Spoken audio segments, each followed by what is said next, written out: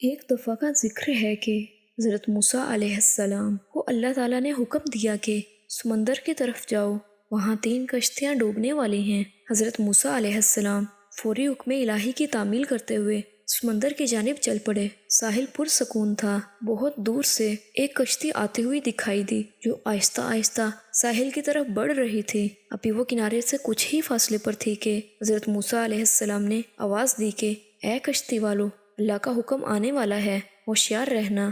انہوں نے جواب دیا، آپ جانتے ہیں کہ اللہ کے حکم کو کوئی نہیں ٹال سکتا، ہم تو اس کے بندے ہیں جو حکم الہی کے پابند ہیں۔ کشتی والے ابھی یہ بات کر ہی رہے تھے کہ اچانک ایک موج اٹھی اور کشتی ڈولنے لگی۔ سوار اپنے آپ کو بچانے کی کوشش کرنے لگے۔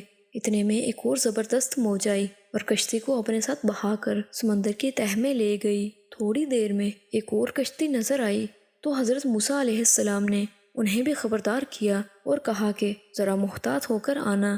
انہوں نے بھی پہلے والوں کی طرح جواب دیا کہ جو کچھ ہونا ہے ہو کر رہے گا، اور کشتی کو کنارے کی طرف لاتے رہے، یہاں تک کہ ساحل کے قریب آتے آتے یہ کشتی بھی ڈوب گئی۔ حضرت موسیٰ علیہ السلام اللہ کی حکمت کے بارے میں سوچوں میں محو تھے کہ انہیں ایک تیسری کشتی آتی دکھائی دی۔ آپ نے حسب سابق اس کشتی والوں کو بھی نصیحت کی کہ دیکھو، اللہ کا حکم آنے والا ہے، اپنے گناہوں کی معافی مانگتے ہوئے ذرا محتاط ہو کر آؤ۔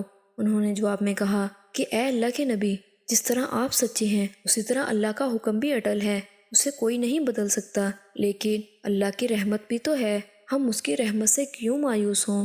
لہٰذا ہم اللہ کی رحمت پر بھروسہ کر کے آ رہے ہیں، اور وہ اپنی رحمت کے صدقے میں ہمیں ضرور امن و سلامتی کے ساتھ کنارے پر پہنچا دے گا۔ کشتی والوں کا یہ جواب سن کر حضرت موسیٰ علیہ السلام خاموش ہو گئے۔ جب کشتی بحفاظت کنارے آ لگی تو اللہ کے پیغمبر سوچنے لگے کہ اللہ نے 3 کشتیاں ڈوبنے کا فرمایا تھا، 2 تو ڈوب گئیں لیکن تیسری سلامتی کے ساتھ کنارے آ لگی ہے، یہ کیسے بچ گئی؟ ارشاد باری تعالیٰ ہوا کہ اے موسیٰ، آپ نے سنا نہیں کہ تیسری کشتی والوں نے کیا کہا؟